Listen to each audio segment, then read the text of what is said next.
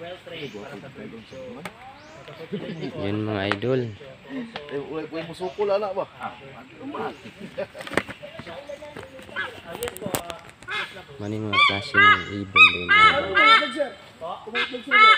itlog sila. As of now, ay ako namin alam yung mga information dito. Of course, intelligence lang ako. Yung mga nakakalam na mga information based mga expertise dito sa ating information. Biya akong manok mo. So, first one po, so we have Philippine Serpent Eagle. Yun po. Ito?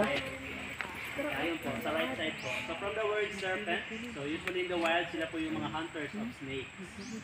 Kaya tinawag silang serpent eagle. And endemic lamang po sila dito sa Pilipinas. And then the white?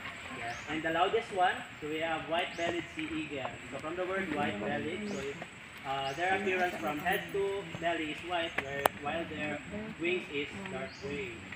And they are also sea hunters. So usually in the wild, yung mga kinakain nila sa mga sea. And they are the second largest eagle dito sa